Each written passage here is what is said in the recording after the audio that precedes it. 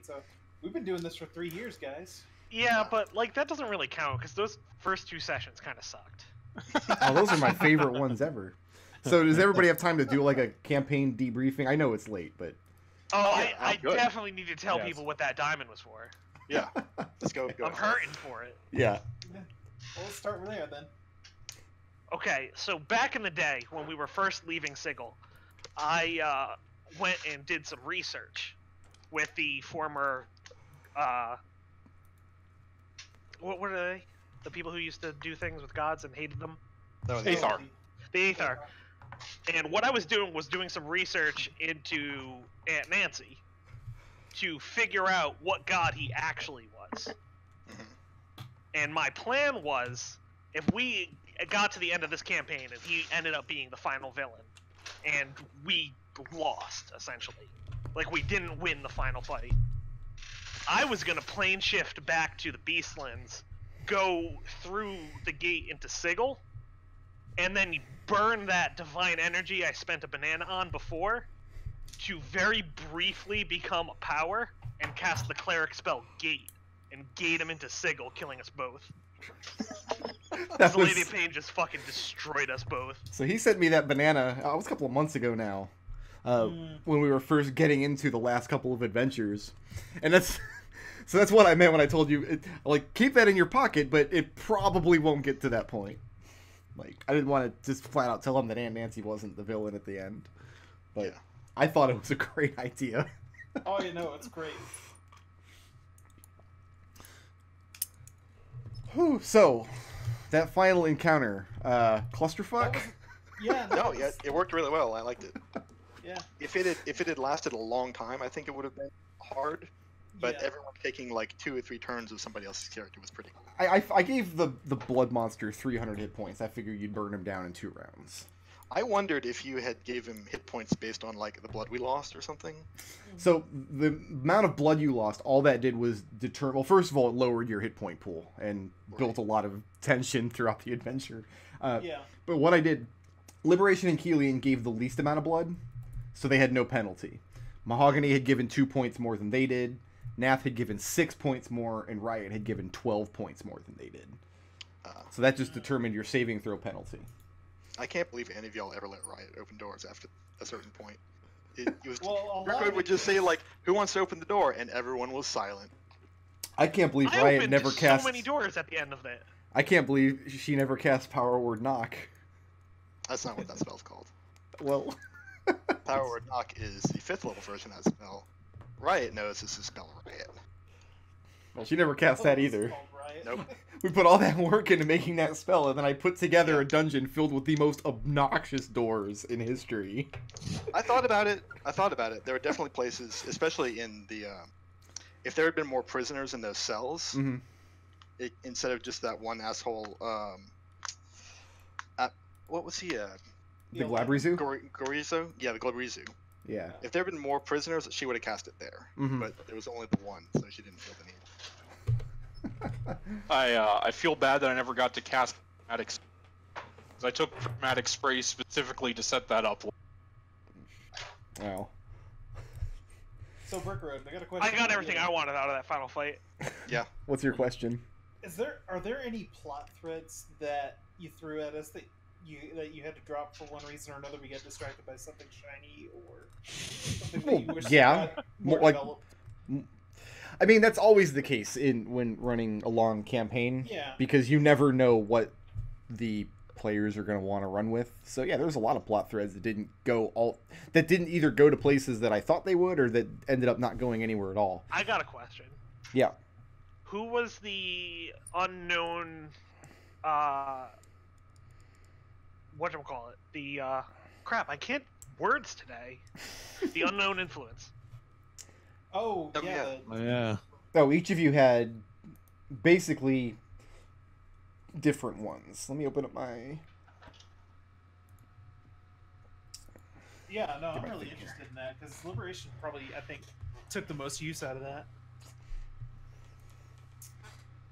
Yeah, I never ended up using mine.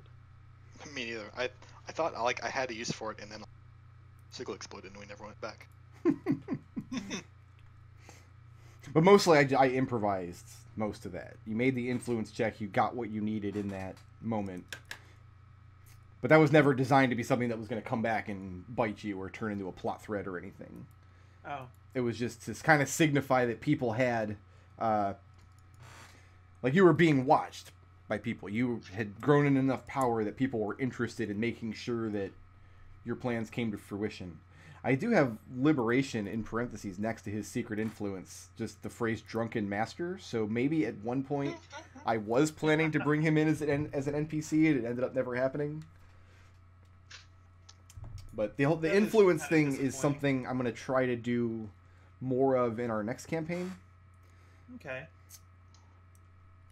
We'll just see how that goes. 'Cause I like the system of having like social influence as a stat, but I think we need to just develop it a little bit more.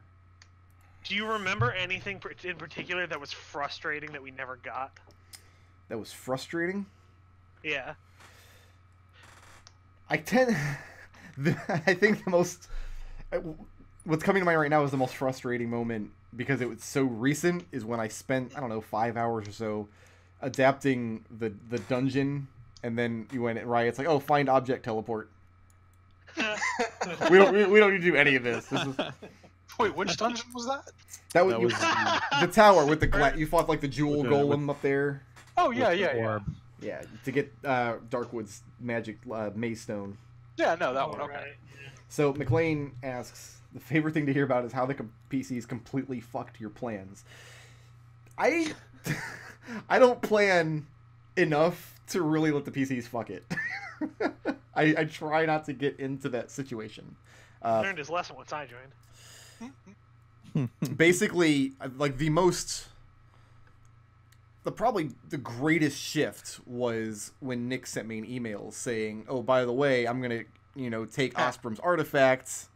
And so that was the biggest derail, but we turned it into a different story. We turned it into something else. It got to be, that was a really good thing. That was a really cool hook. I thought you dropped that on him. I was going to drop it on him, and I think things might not have been there different if I had, but I thought I was going to miss that session. Yeah. Right. Yeah. And I didn't tell him what was going to happen. I told him, I made sure he knew, like, you're taking up a god's artifact inside of her temple and declaring yourself for that god. That's not something to take lightly. There's probably going to be consequences. He's like, yeah, that's fine. But that was probably the single most pivotal character moment in the campaign, because that came to define everything Nick's character did through the rest of the campaign. Like, he really owned into that level, that one level of cleric in this magic fork, and made it a central aspect of his character. Also, I like how Aunt Nancy declared her a high priest of Osprey, but she's only one cleric. I think she's literally trained in religion, isn't she? She is now. I think she got that proficiency in religion when she blessed that guy's ship. Yeah. But originally she didn't have it. Also, a priest and a cleric is a different thing. She's a very low-level cleric, but a very high-ranking priestess. Yeah. Yeah, we've had this discussion. Okay. Eric's the high priest. Eric is the opposite.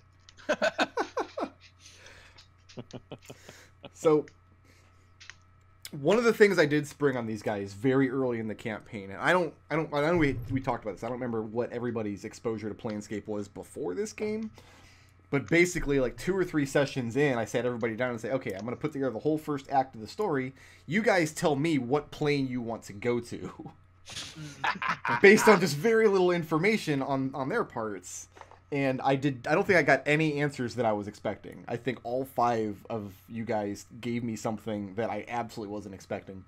So Destil said probably the worst plane possible. I've never been on an adventure there before. I've never known of anyone to go there. That's why I was curious about it. So Destil picked Pandemonium. Yeah, that was the first place. I remember Nick was actually mad at him for a Yeah, second. that he was. He really was. Because I think he was under I think for a while. I think it hurt. Riot it hurt Bard. Bard's the worst. Yeah. It's pretty bad. Yeah. So McDohl said Mount Celestia, which is literally the last place I would expect He rolled up a character to be depraved and amoral, and he wanted to take him to Mount Celestia. Yeah, No, absolutely. I thought that was that's hilarious. That's where you put that kind of character. I forget who gave me the Beastlands. If it was Nick That was or Nodal. Nick, It because was he wanted Nick. to see our personas. Yep, that was Okay. why. Then, so Nodal must have given me Mechanos. Which, I wanted Modrons. yeah, I mean, you can never have too many Modrons. And then McDohl said the Plane of Fire and the City of Brass, which ended up being like the end of Act 1. Yeah. Really not what I was expecting at all. Those, I'm kind of curious what you were expecting at this point. well, Yeah. there are some planes that are kind of like they scream out like D&D adventures, like Arborea yeah. and Easegard, any of the lower planes really, Beator, the Abyss, anything like that.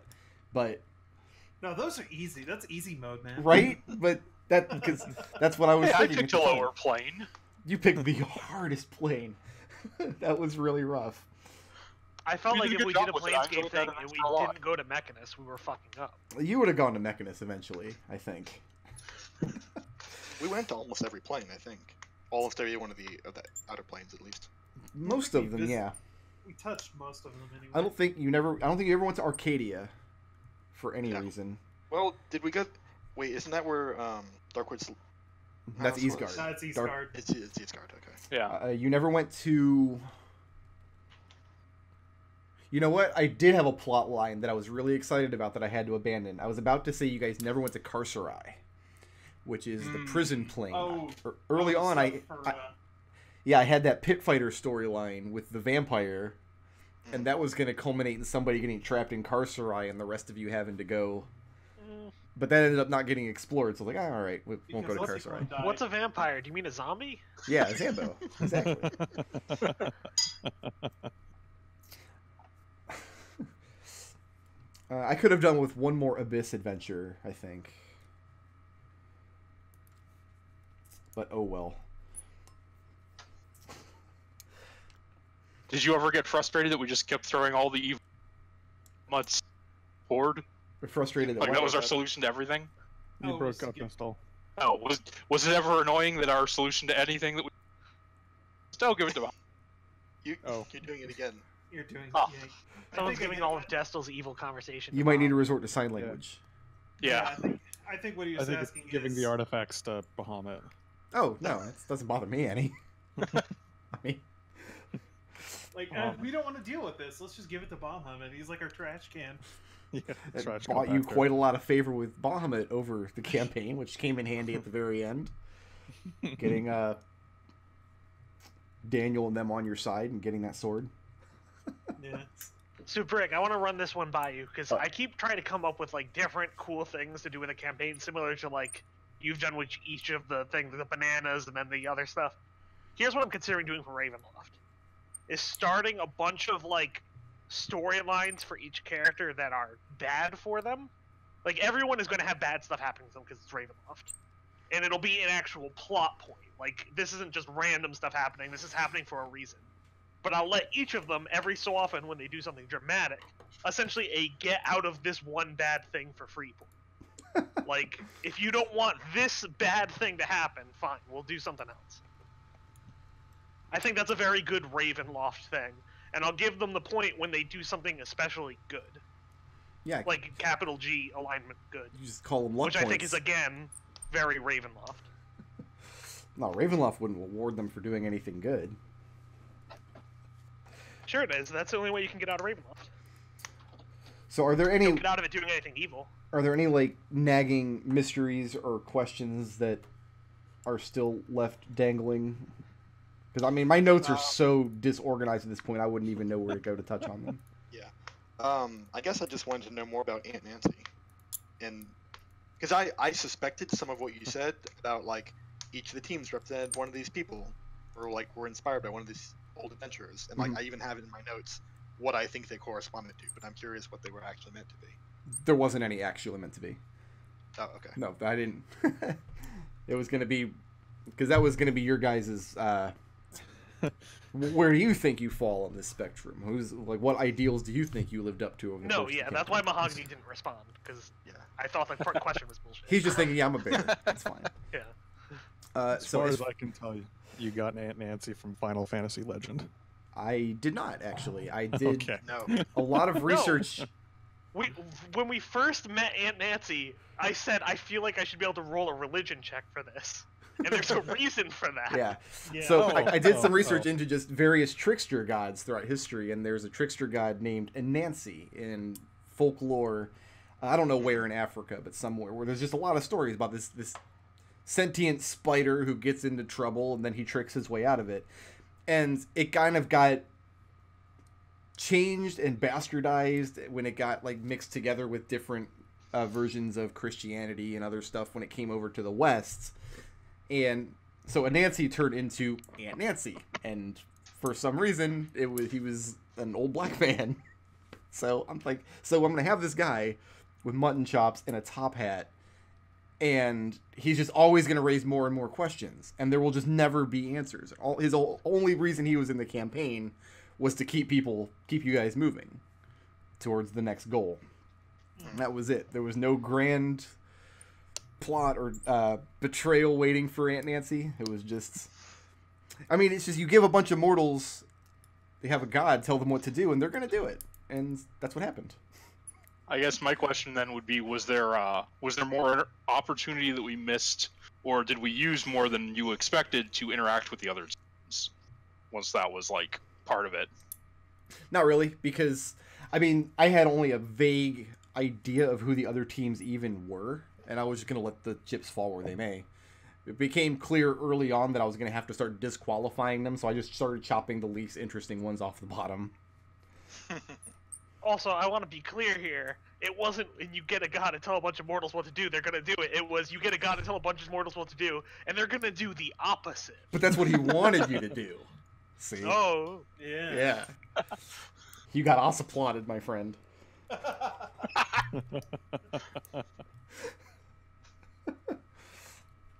Yeah, Nancy the spider god. They did fight a monster from the plane of positive energy. That was a really fun fight. Yeah, we did do that. There was twice actually we had to deal with the positive energy because also once in the last dungeon. Oh yeah, that one wasn't healing yeah, you that- though. No, that one Yeah. was Mahogany. The positive energy elemental thingy that was just like healing us until we exploded. So the biggest. Go ahead. I had a theory that the room Khalil was trapped in was that Terran's whatever it was Demiplane. demiplane. No, it He was just Oh. a nondescript room far beneath the prison. I thought he was stuck in Terran's demiplane. Although that would have been a much more fitting place. Yeah. We can say that that's what it is now. I mean, no Sure, one can why stop not? us. We'll just retcon it. 50 shit. Oh yeah, so you stated like earlier on, Eddie raises a good point. Or no, I'm sorry, it's Error. He raises a good point. You mentioned way back when that the original party, they were all immortal. Like, what happens with them? Oh yeah. What happened to them? Yeah. That's up to you guys. They're your characters. Where they go from here is, I mean, I had them for 60 years, then I give them back. But I always like to think, like, at the end of a story, when the heroes reach the end of the story, like, stuff still happens to them. You know, Yeah. they still get into trouble. Some of them have good ends, some of them have bad ends. So God only knows what's going to happen to the 5 of you now. Like, Well, it sounds like Terran and Kelian are going to go off to the Far Realms now again. and it's probably a good thing Kelian's doing next. Otherwise, he would just probably end up in, like, Lygras's sex dungeon for the rest of his life. No way, he has the dirt. No, I mean, he'd be a willing participant. He'd be like, here's the dirt. Yeah, Can I it would get... be like the dungeoneer. Can I come in, please? The most surprising moment in this campaign, hands down, is when Destil decided to not play Serenity. When Serenity got killed, and you because at that point in the campaign, it was pretty trivial to get a raised dead going, and he's like, "No, I'm gonna roll up a new character." So I have to know, because, like, was it? Did you just want a We character with already- more options, or did you just... No, it was, I like Serenity. It had nothing to do with the character, but like we'd already had a Raise Dead. Yeah. I had never actually died in one of these campaigns, and I don't like You'll if finish Nath your bring sentence. back, but with Serenity, I mean, part of it is just like her personality. Well, this is where I'm meant to be, and part of it was just like, I'm not a big fan of Raise Dead magic personally, and I don't think it's a problem to put it in campaigns, but a lot of the time if I die, I'm just gonna make a new character. So if I had killed Nath, you would have moved on to a third character? I wouldn't have done it because we'd already done this once, Yeah. so I wouldn't have gone through that rigmarole again just for the sake of it. But That was a big shocker to me. That was Yeah. the moment where I'm like, oh, okay, this is a big curveball. Now what? That reminds me though, when Riot had been summoned, along with Mahogany. Mahogany. Mahogany, yeah. Nodal had been talking up a lot about how Mahogany was impossible to kill, Yeah. and the reason Riot was so insistent Mahogany play along and not make her fight her was because I know how to kill Mahogany. So you're like Batman to his Superman. Yeah. You've got the And the way kryptonite in your pocket. The way you do it, it's real easy. You cast a spell magic on it. See, I had an argument specifically prepared for that I didn't say because it wasn't Mahogany's argument, it was my argument. Mhm. And that argument was that Mahogany had made himself such a big presence in Sigil that he actually was no longer a tree. Everyone believed that he was Mahogany. Oh, yeah, okay. So the power of belief had turned you into a Yeah. real boy. Yes, and Mahogany didn't know. I will throw out this question and let the Twitch delay answer it for whenever it is. McLean, where is Zook after this? So McLean also asks if the players ever came close to engaging Aunt Nancy in combat. So in 3rd edition and beyond, gods have statistics, so you can fight them and kill them. But in 2nd edition, they don't. And especially in Planescape, if you tangle with a power, you will lose every single time. If they had just... I mean, Aunt Nancy wouldn't have killed them because he wouldn't have fought them. That's not his style. But they wouldn't have ever defeated him in straight combat. Worst case scenario, he would have just made their lives hell by pulling all his trickster strings and make them wish they had never crossed him. So you do not fight gods in 2nd edition D&D. That reminds me though. What was the reward you had in mind if Liberation or Kelian had ever gone along with Aunt Nancy's suggestion to intentionally sabotage the party? Right. There wasn't I one. was They would have wasn't just one? they would have just totally fucked the plans, and you guys would have been in a real bad situation, and then you'd have to got your way out of it, and it would have been a fantastic story. fantastic story. Yeah, Ah, I No. was thinking that might be it, but I was like somewhere in that final dungeon. I wanted to pull that off, and I totally forgot. It would have been hilarious. So yeah, there was nothing there. I intentionally put very little structure on the Aunt Nancy stuff. No, I think that really did a good. That was a really good light hand to take there. Brick, I want to know what you would have done in this situation, because here was my alternate idea that I had during that final fight. Mhm. Is I was going to burn the gate there, and I was going to gate in Duke Granstarius. That would have been a much more interesting encounter. It would have depends. Like, here's the thing: if you put Nath in the same room as a Lich, the first thing he's going to do is try to cast Feeble Mind on it. That's true. So That's then rough. you would have had to fight the Blood Monster and Granstarius at the same time, probably. How did you feel as the DM about the way that the belief system worked, the belief point system? So the belief system, like the mechanics of it, don't interest me. The reason the belief system was in place was to give everybody a reason at the end of every session to talk about everything they did in that session. Mm-hmm. That's the only reason that is in place. I just like doing that because it makes players pay attention to everybody else and what they're doing. It makes you think about what you're doing over the course of a session so you can get those belief points later. And then it turns out No, Destil spent twice as many as everybody else. I fixed that once I found out about it. Right. So yeah, though, I like the belief system a lot for that reason. Okay. No, yeah, no, it's a great thing, and like you said, you borrowed it from White Wolf, and Yeah, that came straight from some, White or Wolf something games. similar from White Wolf, yeah. I am fucking sick of Planescape now. Wow. Sentence I never thought I'd be able to say. That's Yeah, a bummer no. because the next That's- book is Planescape. That's weird. Didn't Yeah. expect that. Really? I'm very ready to move on to a brand new setting and everything.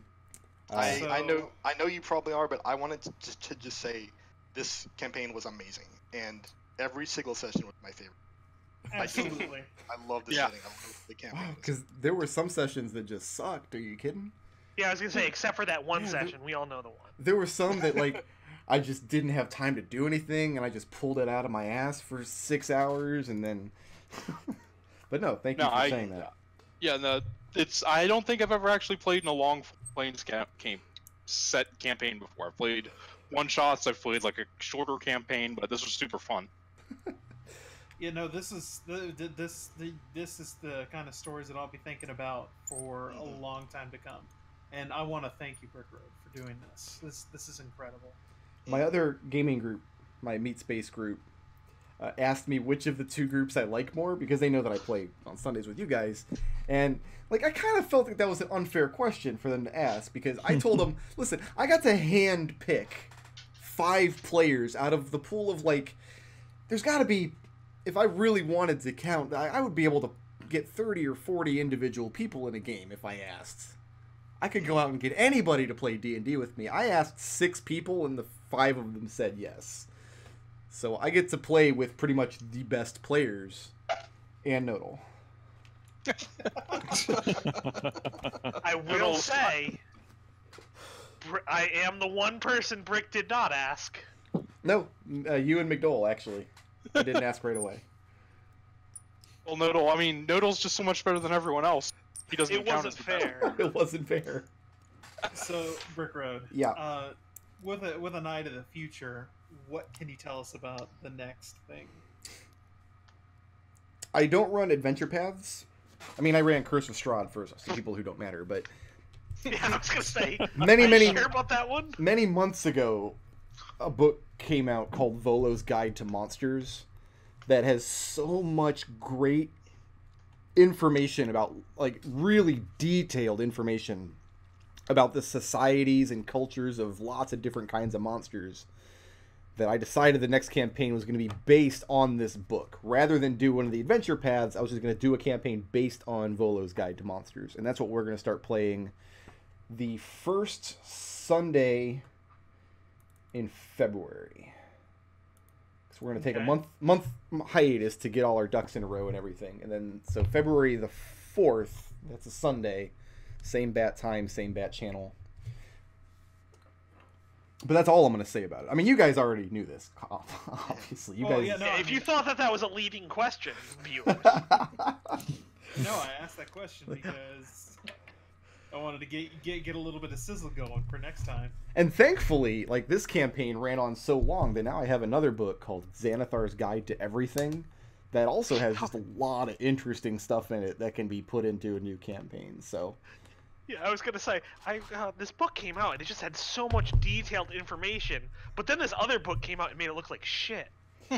so I had the most preposterous monster in the Volo's Guide is the Nilbog.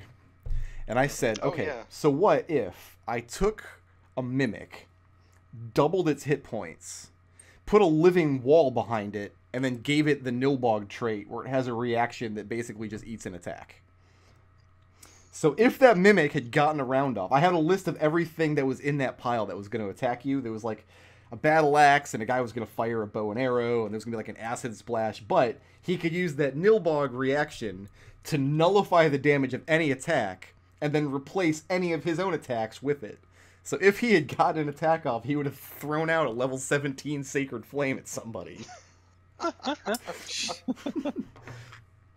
In addition to all... I keep putting living walls in the campaigns, and you guys keep just not fighting it. Oh, that, Just- yes. The most notable person we never met was Nathan. Like, what was the plan for that? The plan was roll initiative. What do you mean, what's the plan for that? That was the Could've taken plan. him. He's not on his own lair. He's not on his own plane. Fully rested and were walked in there planning to roll initiative, so we might have taken him.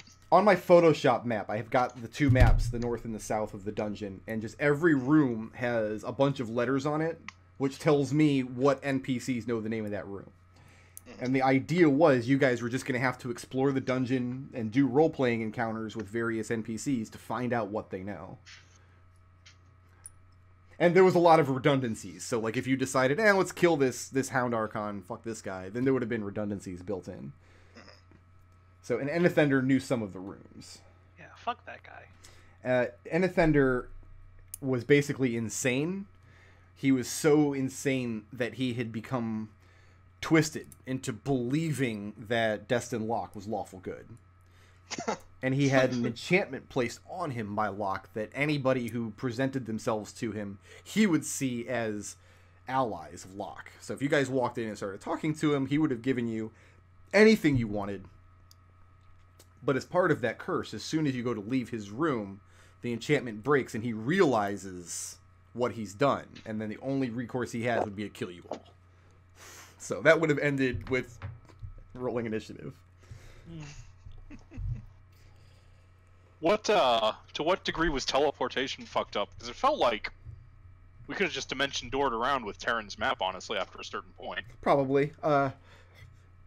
My basic go-to with a dungeon like this, like a heavily magic dungeon, is you can teleport anywhere inside of it, but you can't teleport in or out, basically. Yeah, that's what I figured. Okay. Some of the rooms and some of the prisoners specifically had enchantments placed on where their plane shift would not work. Some of the people in there who said they couldn't plane shift were being honest, and some were not.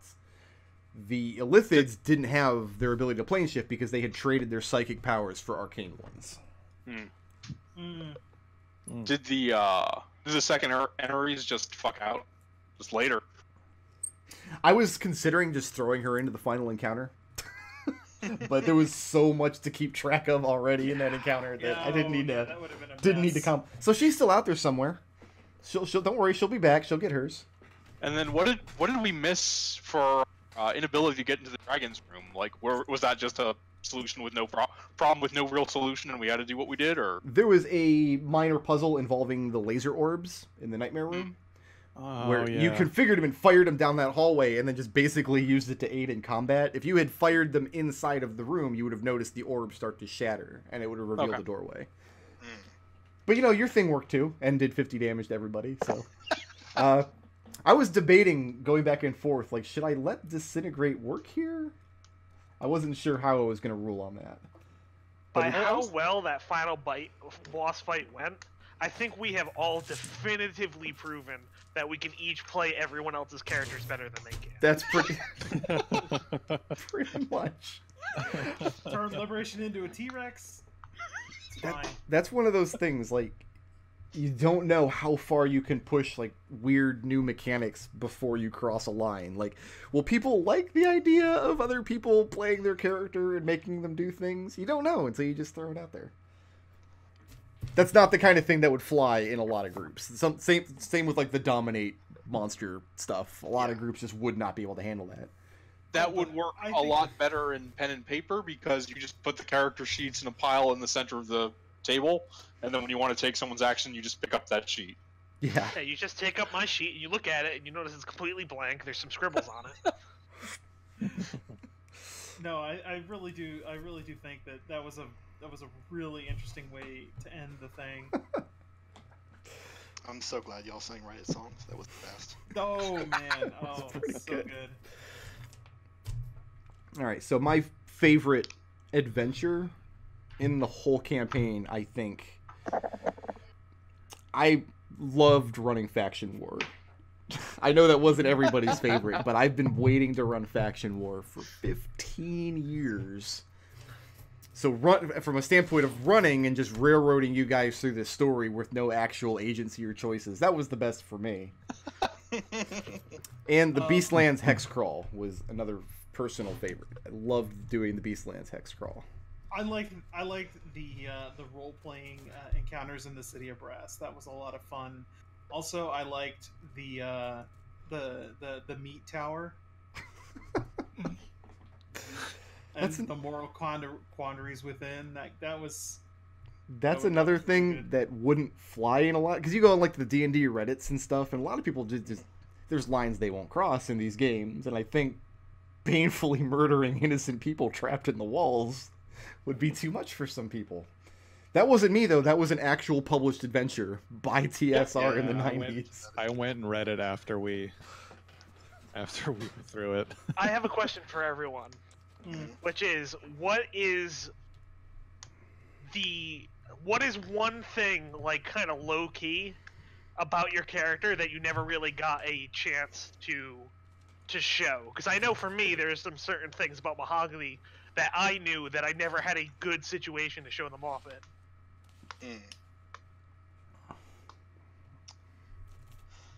Man, is that just me? No, mine came out once, and it was Riot's parents. Yes. Oh man, I wanted to see more of Riot, like just where that was going. Riot's parents, like. I didn't have Like, any plans for it, and I did get to reveal it, so that answer is not entirely within the spirit of your question.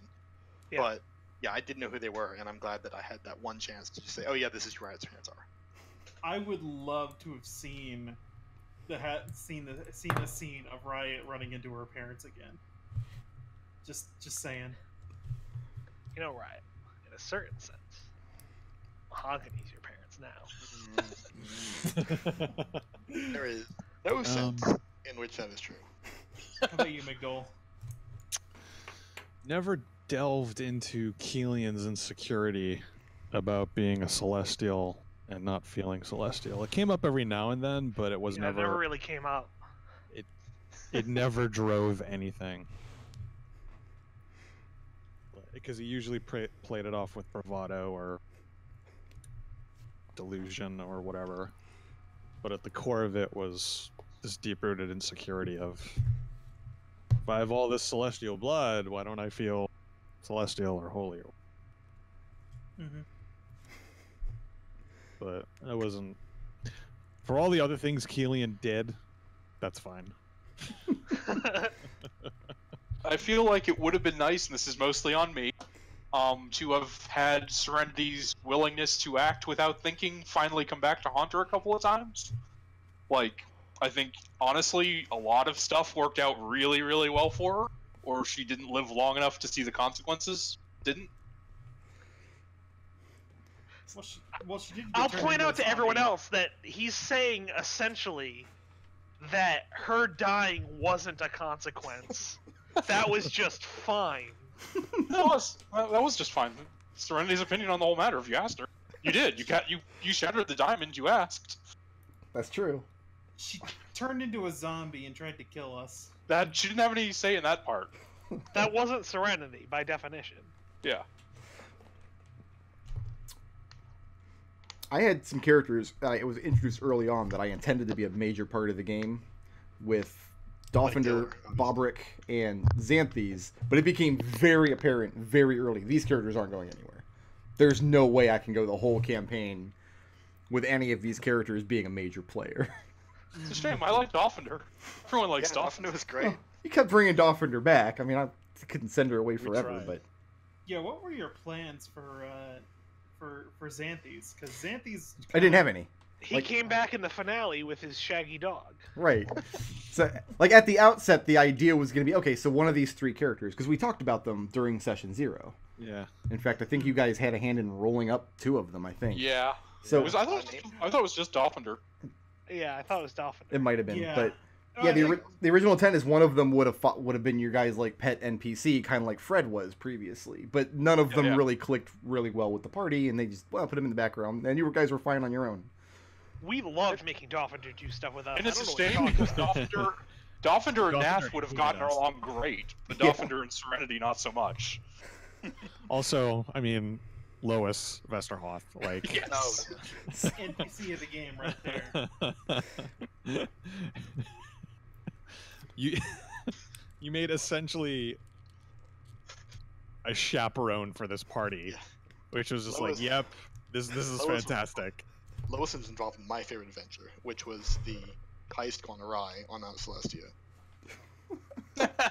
That was good. That was actually a really good adventure. Like, as much as I love running around on Limbo because it's super fun, that was probably the best adventure game. And I wasn't even present or, participating in a lot of it. Like, just everything that happened in all the fallout. So going down to steal the dragon heart, you mean? Yeah, and Or the everything, fire everything that happened afterwards. I don't really remember that. It started as such a throwaway kind of thing. Like, oh yeah, and we're gonna go to steal the heart. And then everything bad happened. There were only a few times in the game where I was playing a long con. Like, the previous heroes coming back and Mrs. Fluffy Bottom, and that was really, as far as the long game, really that was it. I knew who Mrs. Fluffy Bottom was when she walked in on the Infinite Staircase. Like, that was planned from the beginning. I can't believe I never figured out. I thought forever that she was. That she was who? Fred. Oh. Me and Nick were both on of one mind on that one. Yeah. We were like, oh, because especially once you had us go to the tower and it opened up to the Infinite Staircase, we were like, yeah, that just proves it. That stuff's really hard to do in D&D, and I wouldn't recommend people put a lot of eggs in that kind of basket, because that's not the kind of thing that you're gonna get consistently. Yeah, but Kelian latched onto that cat, so. Yeah, Is that how you would describe what happened there? All right, the I cat. remember a lot of latching. Yeah. I don't think Kelian was a willing participant in any of that latching. All right, any parting thoughts, gentlemen? No, I had a lot of fun. Yeah, No, that's it's great. like I A said, lot of great fun. times. Oh, I think I just... Riot was one of my favorite characters to play ever. Oh, that's what I was gonna ask before we leave. Is just, so mechanical ideas. Like, what did you guys think of? Because this was a lot your guys' first time playing most of these classes in this edition. Yeah. Mm. So I mean, I have to ask McDohl because a rogue does one thing, and that's pick up all the dice on the table and roll them. And in 5th edition, you just basically do that every round. And some players find that boring. Like, I've got people in my other group, they never do that. They need to have, Nodal's like that. He wants his whole list of all these options. I like the simplicity sometimes of a character who only does one thing well. So what are your thoughts on just how the rogue works in this edition? I don't know. I didn't think he was all that interesting. No? No, I mean, I specifically went. I went the assassin route because it fit with the character concept that I came in mind, and I figured he'd be more of a damage dealer. But there were just, I constantly, unbelievably rolled poorly. But even when I wasn't rolling badly, it was just like, all right, I got to make sure an ally is, otherwise I'm not going to be able to do anything. And it became like, all right, I'm holding an action so I can do my damage. So C-. Yeah, I don't know if it was just because I went assassin. Maybe if I went arcane trickster, there might have been more things to do. Especially because we were never in situations where we got the jump on people. It was always, oh no, you're surprised and you had poor initiative, so that wasn't always your fault. You did the whole campaign with 2 ciphers lashed around you like an albatross, so it was going to be really hard to ever put together. Wait, hold up. Are you saying that the problem with 2 ciphers is that they're not surprising? But the assassin is kind of the one-trick pony of the rogue class, kind of like the champion fighter in a way. So I can see that criticism of it. Also, more broadly speaking, halfway through, I actually got really bored with Kelian. Yeah, I just got really bored with him. I'm sorry. What a jerk. You don't need to apologize. If you're not playing a character you enjoy, then it kind of becomes a chore, and I don't like that. Well, no, I have to make him more. Or I could just make him more interesting, which is what the challenge became. So McDohl rolled up a monk, and then I beheaded him, and then he rolled up a salty fighter, and didn't get to play the monk. Yeah. And then he rolled up another monk, and then I killed him too. And then he came back as essentially the same monk. So you actually, the subclass you picked was some like UA shit. Like it was something I got off DM's Guild, I think. I don't remember what it's called now. Did they publish that in Xanathar's, or was that relegated to you? This was a fan thing. This was something off EN World, I think. Okay. Yeah, I remember those. Yeah. Something that you bought off on though, and it seemed interesting to start with, but it never really came into play because it felt like, okay, when I do this, I could be, if I can do this one thing, but it seems really situational, only when we're fighting certain types of things, and we didn't really seem to fight too many things that, like, were throwing out a lot of spells, or at least weren't fighting things to where Liberation could get to them and get them and to like knock down those save DCs, or it's like one of the things is it literally says can't cast spells or spend key points. And it's like, well, okay, well, that's neat.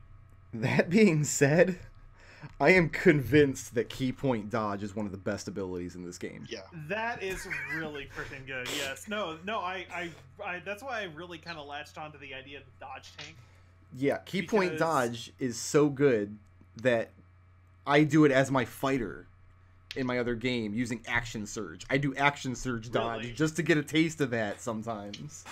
Really? Because it's that good. It's really good. Yeah, I will totally agree with that. I should have thrown more just straight up archers at you and gave you a chance to catch more arrows. I did. I am bummed that I didn't really get to use that as much as Jade Bowl did in the last game. So Jade Bowl was like a monk with a bunch of like elemental like spells, kind of. So I thought that Nich was gonna roll up like a simpler character. Like I thought he was gonna go to something with like fewer options to get a taste of that simpler gameplay, but instead he like went the other direction and went full caster, and then ended up being the only one of you who multi-classed against his will, but it did happen. So what was your take on Bard? I think Bards are the most amazing class. Like, the most amazing? They're incredible. I don't know this point forward. It was a lot of fun. Yeah, I mean, you found this really wild edge case with your 1 minute rests. That was just so. That was part of it, and that was really cool. But like most of Bard's built to do that. Like that's why you get spells from other classes. Like some of the paladin spells, you can build a bard that's just disgusting in melee because they can use 9th level smites. Mm-hmm. But I think my favorite thing about Bard is just like how good they are at a lot of things. And not just because they have a class feature that's called Jack of all trades. But yeah, it was like I had so much fun. I will say the normal phrase is Jack of all trades, master of none. But with Bards, it's more like Jack of all trades and better than you at any of them. Yeah. So the Destil actually got to play both types of characters because Serenity had like one thing she could do. And then Nath had 700 things he could do. Like, was that a conscious decision? Like, you played a barbarian and ready for something new. Let's do something with a little. So I actually thought barbarian is pretty good in this edition. Like, there's enough extra flavor stuff hanging off, at least Totem War and Genasi, that like Serenity was never really boring to me. Like, plus she just goes in and does a ton of damage, and my turns are very short, and I don't have to think about them a lot. I like Wizard. I think 4E 5E finally casters because, and I saw this when I opened the book, when you look at the 17th level spells per day, you see all those ones on the left. That actually helps a lot. Like 3E, everyone's pretty much equal, or 4E, everyone is equal. 3E, you get these 4s plus bonus spells, and like it's insane, but like the high level spells, there's a huge divide between 5th and 6th level spells. 6th level and plus are super good, and you can't cast a lot of them. That actually feels like a reasonable restriction. if you're in a situation where long rests matter. Yeah, I like that too not, about casters. Wizards are broken in half. If you can take every long rest you want. When I ran Curse of Strahd, my friend played an Abjuration Wizard, and the reason he picked it is because he thought it was the most boring type of magic in the game, and he wanted to see if it could become interesting. And then we both fell in love with that kind of wizard, because I think the Abjuration in particular is really, really good as a wizard. I mean, I did that because I had the character idea for the bodyguard wizard, but realistically, it's very strong. Yeah, one job bodyguard, and you fucked up. Part of my fun in the game. That was the goddamn plot. That was part of Faction Wars. The GM made me. I can't do anything about Faction Wars killing off the only guy I was protect. Part of my fun as a DM is torturing players. Like, it's legitimately a lot of fun for me. Like, you guys could go on the D&D Reddits right now and tell stories about me, and people would think you're telling horror stories, because I like killing players, I like doing a lot of damage, and what frustrated me constantly is like, oh man, 38 damage, put it on the ward! Just because I got a backpack full of your damage over here. Got a big gallon jug, there's all your damage. Not gonna lie, I was also thinking if you know the reincarnated Elsie Glum didn't work out, I would have gone with an Abjuration Wizard. I gotta say, a lot of times what I'll do after this session is I'll go back to the player's handbook and check your guys' work. I'll double check. Does the class feature really work the way they're using it? I must have looked up that Abjuration ward 30 times. Oh, the necrotic part of the damage does something really cool. Oh, I just put the necrotic into the ward. Yeah, just God damn it. So I know Nodal, like, Druid has to be your favorite class. Like, no, I actually found Mahogany pretty boring. Really? You turn into a dinosaur? Yeah, his next character is just going to be the Planetar. Yeah, so here's the thing about Mahogany. You might look at his character sheet and see his stats and be like, man, that's a really weird set of stat choices for a beast druid. Like, why would you pick really high numbers in the stats that you're constantly changing into other stats? The reason for that is Mahogany was not meant to be a beast druid. I was going to pick a Disciple of the Land. And then I started reading all the beast forms. So I actually picked like half of Mahogany's level 1 stats are completely terrible for the thing he ended up actually doing. I wondered about that often through the campaign, because you reach a point where you expect your player's spell save DC to be unreasonable, and Mahogany's like, yeah, it's only like a 16. Like, really? I only got a 6? No problem. Riot's has been a 19 since level 2, and Mahogany, yeah. Wait, where does Riot get that extra 1 point of spell save DC? The guitar strings that Aunt Nancy gave her. Yeah, they essentially act as like a Rod of the Pack Keeper, but for bards. Yep. But like you say, like, oh, you could go onto the forums and post about the stuff I do, like horror stories. So here's the thing: I feel like I get mine. You do. You really because we were talking at one point about like, oh, like what is your backup character ideas for your characters, like just in case one of your characters dies. And I have made perfectly clear that my backup character designs are not character designs, they are threats. If you kill my main character, you're gonna get this new one coming through. Here comes Ferocity, So- and you're not gonna like it. I love Ferocity because I am addicted to the idea that you have a party of like level 10 adventurers and they just have like a level 3 sidekick that's with them for no reason. Like, I've played that character and had a lot of fun with it. So putting Nodal in that position, like, here's a character who's 5 levels lower than everybody else, good luck.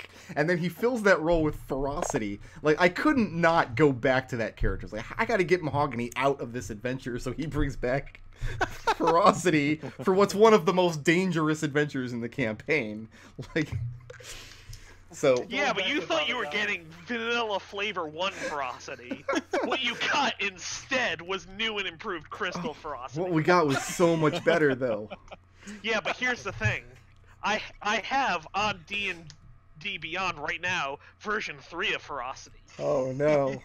Who took that sword, which is specifically designed to slay unicorn hunters, went to Elysium and actually killed a unicorn hunter.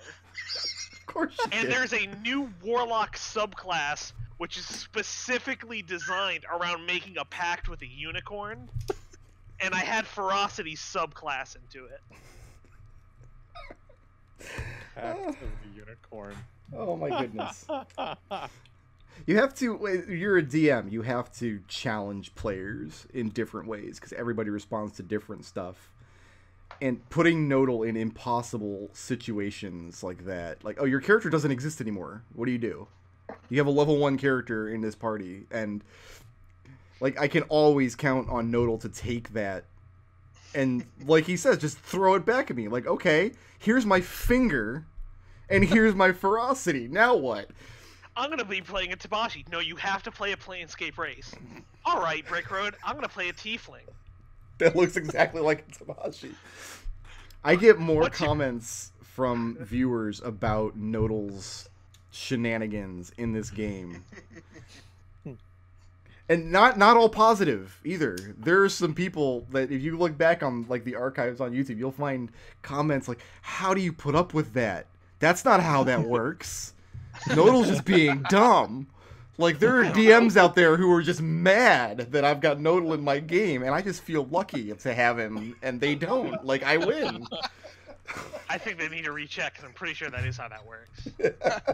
That reminds me, are you planning to finish up the archives? I am. Right now, my computer is mostly disassembled. I'm going to take one last shot at putting it all back together and hoping, I don't know what, but I have all the archives ready to be processed. I just have to get a computer that I can process them on. But I do plan to, if I can't get this computer, if it's just dead, I'm going to start processing them on my gaming computer, and I'll just have to play fewer games, I guess. Oh, speaking of, for the archives, just to avoid a final instance of that's not how that works, I do know that Shape Change does not allow you to use a Shape Change thing's spells. I just wasn't going to remind Brickroad of that in case anyone wanted to use some of that fun Planetar shit. That's why I didn't do it. Well, I was going to use Dispel Evil on my first action. Didn't get back Oh around yeah, to me. that's why I wasn't saying anything. Well, I had the Planetar stat block open, so if somebody had tried a spell, I mean, it doesn't That matter wasn't because step Planetar is so strong. You don't need the spell cast. it didn't But matter because it actually, was the last half of the it's- last session. It's Exactly. That's suboptimal. why I was anything like, goes. yeah, it's fine. Yeah, there was really no chance of you guys losing at the 11th hour here. All right, Bob so does say that Nodal's bullshit is the absolute most entertaining thing. the most It's entertaining. nice of him to lie. It's not all my hard work putting into creating the campaign. And okay, I mean, Yeah, Brickroad, I do want to say, like, everyone else has said some really nice things to you, and I honestly want to finish this up by saying, I think that if there's one person who has, like, done the most role-playing and just the best job this entire campaign, I think I've done a really great job. And I really appreciate every nice thing you said to me. Nodal's, this isn't an act. When we're not live, he's still like this. When we're just like talking on AIM or just on Discord, whatever, this is what he's like, just all the time. I've shared a bed with this man. Oh yeah. He did, yeah. That's it was great. absolutely true. All right, it's 11 true. o'clock, guys. So I'm gonna run some one shots or something during our hiatus, but I'll Are you Be in gonna touch do with everybody. Genasi? I might. I haven't decided yet. I'd have to reread the book if I did, but I kind of want to. But the next official Flumph session is going to be session 0 of the two things that I'll reveal about it that my players already know is, one, it's based on Volo's Guide to Monsters, and the only allowable races will be the monster races out of that book. And second, it's going to be a very low magic game. No spellcasting classes allowed. Everybody already kind of has an idea of what they want to play, so we have a lot of world building to do, and we're going to do that on February 4th. And that's it. It's time for bed. Thank you guys so much for Planescape. Good night, everybody. Yep. Good thank night, you everyone. for running. Later. See ya. Good night. Can't go back to Planescape because we wrecked it on the way out.